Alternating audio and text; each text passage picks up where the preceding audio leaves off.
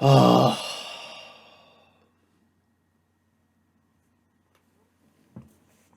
Alexander Volkanovski gets knocked out in the second round against Ilia Topuria, and guys, this is just sad. It's a sad moment. Volkanovski, 2 knockout losses in a row now.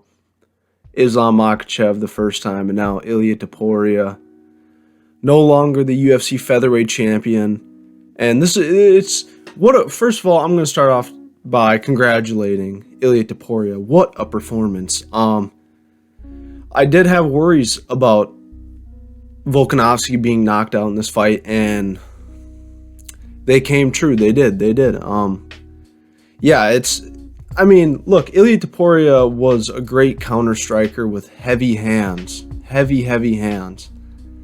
And I just thought Volkanovski would be smart enough to get out of the way of the boxing range instead of the kicking range from Islam Makhachev, obviously. But he got caught with the perfect right hook across the chin.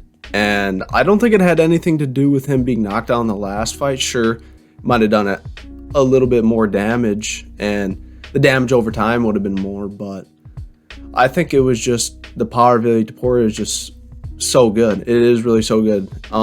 Volkanovski was fighting a perfect fight up until the moment he got knocked out. So, yeah, I just don't know what's next for Volkanovski, right? He's in a weird spot where he's 35 years old, long reigning champion, lost twice by knockout now. And, like, what matchup do you give him? Do you give him the rematch?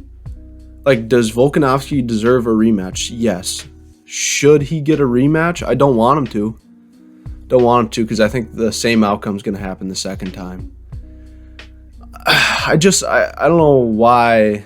I mean, I knew this was in Topuria's plans, and this was a great outcome for Ilia Topuria, and an outcome that I was nervous about from the beginning once this fight was announced. Because, look, as talented as Volkanovski is, people's chins don't last forever, right? Every single great legend of the game that's lived to tell the tale of being knocked out many times and multiple times in a row, it's father time. It's just catching up to Volkanovski. And a rematch would just sadden me because I feel like the same outcome would happen. Look, now Volkanovski did a lot of great things in this fight that, I almost felt like it was inevitable at that. I didn't think Volk had the power to, withstand 5 rounds with Ilia Topuria, because Ilia Topuria can go 5 rounds, and we knew that coming into this fight. And his chin is just really good. Ilia Topuria's got a really good chin on him.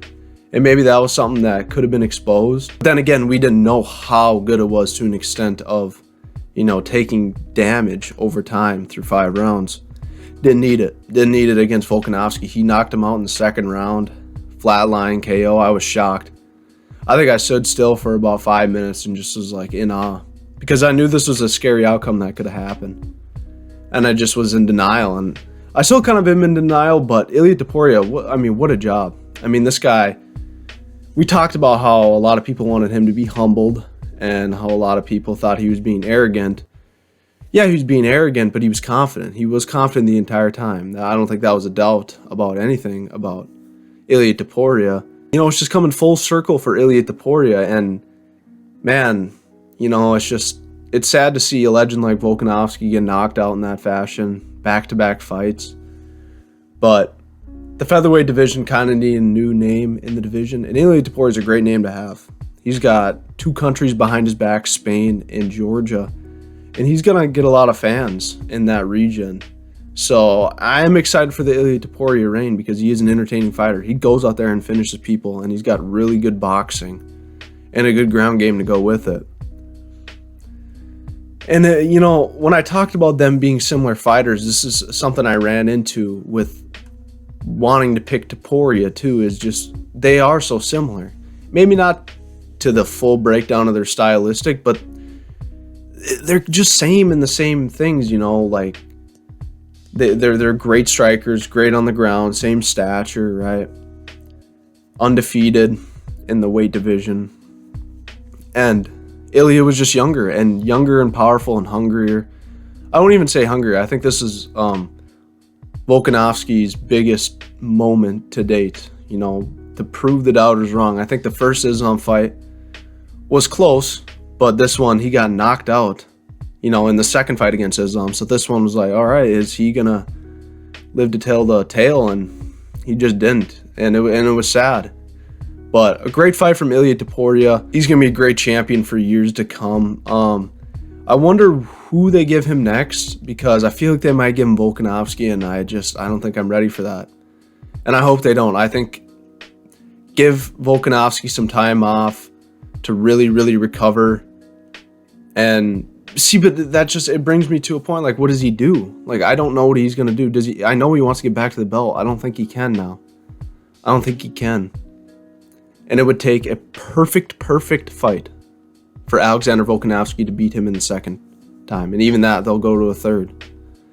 And it will just, it's just inevitable at this point. So I want to see him take a year off, rejuvenate himself, maybe take a money fight, other things like that. But I don't want to see him fight Ilia Topuria again. I don't. For Ilia, he's got a couple options. The winner of Yair versus Brian Ortega, that's an option. Max Holloway, that's probably the best option. I think Max Holloway and Ilia Topuria would make sense, and it'd be a great fight. Another one, Movsar Evloev. I'm really not high on the train on Movsar just yet. I want to see him win another time, beat someone really high ranked. But yeah, I mean, with the fresh face becomes fresh matchups in the division. Ilia really hasn't fought anyone. He's only fought Volkanovski, Bryce Mitchell, and Josh Emmett in the rankings. So he's pretty much clear from, he could fight really anyone he wants to at this point. And I think the logic is Max Holloway after his fight with Justin Gaethje, depending on how that goes, set a timetable for that. But yeah, would have won by Ilia Topuria, and I'm sad for Volkanovski. That was a brutal knockout. Other fights on the card, Paulo Costa and Robert Whittaker. I told you guys it would be close. And it would go to a decision. And I figured Robert Whittaker would just take over by skills. Paulo Costa landed a lot of big shots in this fight. The spinning back kick at the end of round 1. Other heavy punches throughout. But Whittaker just had more output in the fight.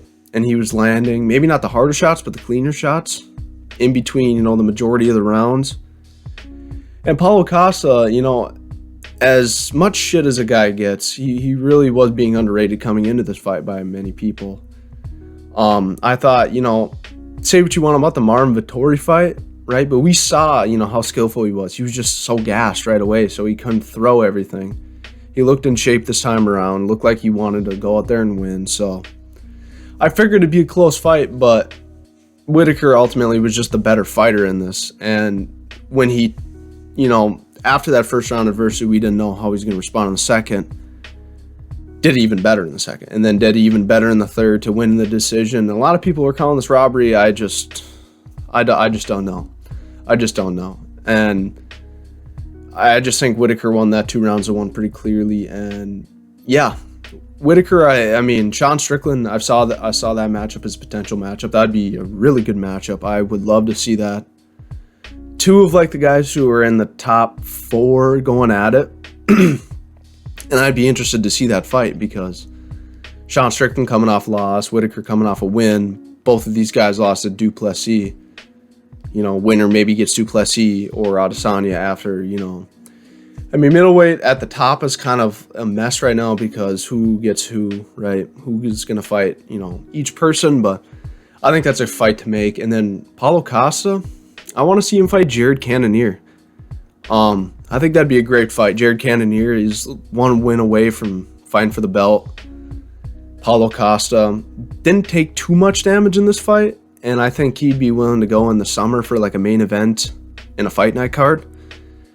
And I think that would be an awesome fight. I'd love to see Cannonier versus Paulo Costa. I mean, I got it right? Ian Gary won, but it just wasn't that impressive of a fight. He was on the back foot, taking angles away from Jeff Neal, really, moving really well on the back foot. But I mean, he just doesn't have that output, man. I told you, he just reminds me of Adesanya, a tall, lengthy striker who's not really going to try to knock you out, but try to score points, try to win the fight by rounds and take it to a decision. And he did.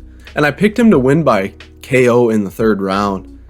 But I think I overestimated how powerful he was on the feet, because he really doesn't have much sting on those punches. But he is so skillful, and he is entertaining, right? He's got a story that could, be elevated to the top. We want to see him fight higher ranked people. And it was an all right match. It was an all right match. It was close. It wasn't my favorite fight on the card, but I got the pick right. So ultimately, that's all that matters.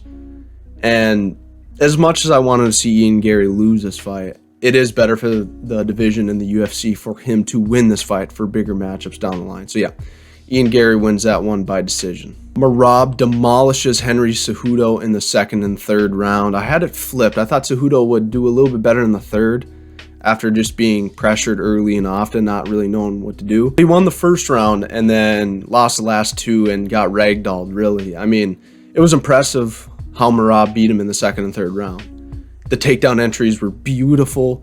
The grappling was beautiful. He really just took control of the fight every step it went. On the feet, he looked faster and more powerful. On the ground, he had better entries, better jiu-jitsu.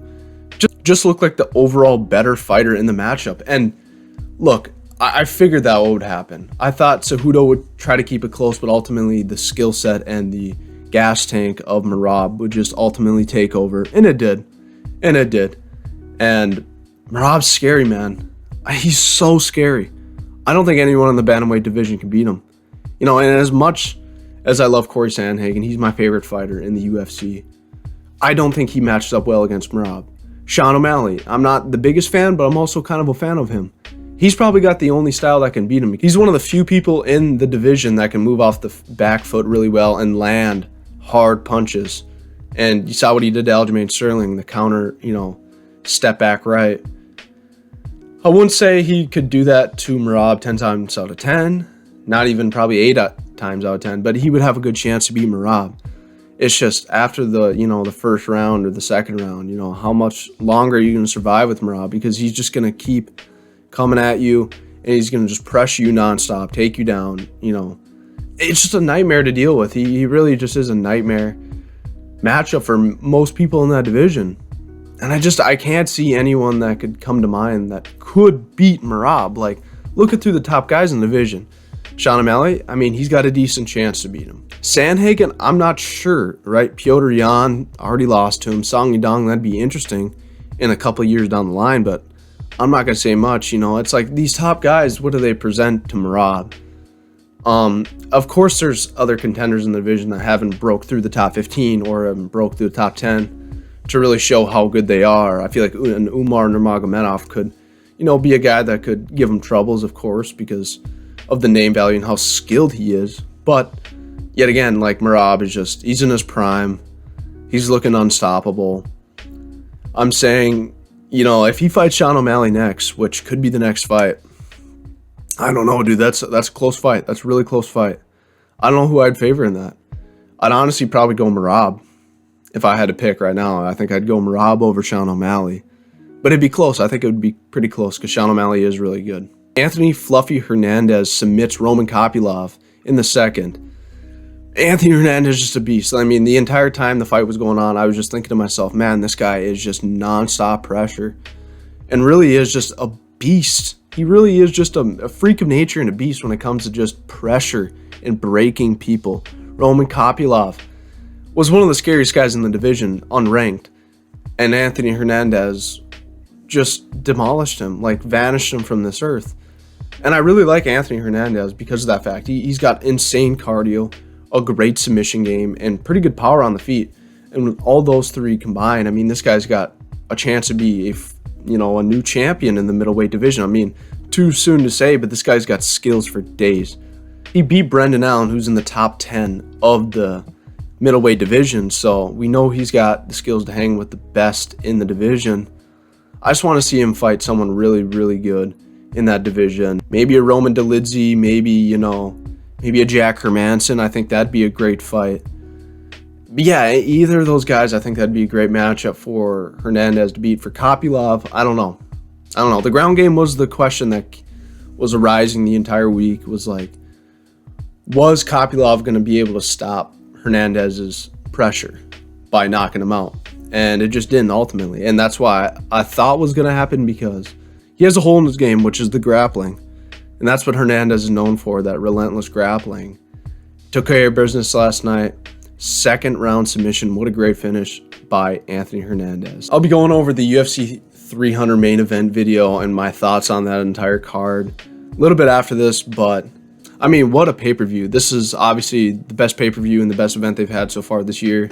It's going to keep getting better up until UFC 300. And yeah, I wasn't really satisfied with all the results, as in, you know, personal-wise, but it was a great card regardless. The prelims were pretty good. Zhang Mingyang with a crazy knockout of Brenson Ribeiro. I got that wrong.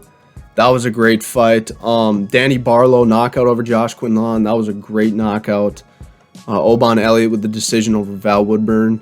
That was a crazy first round, because Val Woodburn hit him, or Oban Elliott hit him with the head kick, and then Val Woodburn swarmed him after with punches. And it was a crazy first round, but Oban Elliott gets that one done. Marcos Rogerio de Lima chops a leg off of Tafa, and Tafa just, he was helpless in that, because, you know, you taking the fight on 1 day's notice against a guy, Marcos Rogerio de Lima, who I thought was initially going to lose to Justin Tafa. But when you come in on 1 day's notice, right, and you have no game plan for a guy, that's when it becomes a problem. And I'm sure he had a game plan, a vague game plan of what his brother was going to do, and I'm sure they gave him the game plan. But they're two different fighters, and two different skill sets, and two different ways to win fights. Just tough for him. I didn't even want to make a pick on that. But yeah, Amanda Lemos beats Mackenzie Turn by decision. And yeah, that's pretty much every fight that I had. So we went 7-3 on the card, and unfortunately dropped to 3-2 on the main card predictions. But we're 34-19 overall, 3-2 on the main card predictions.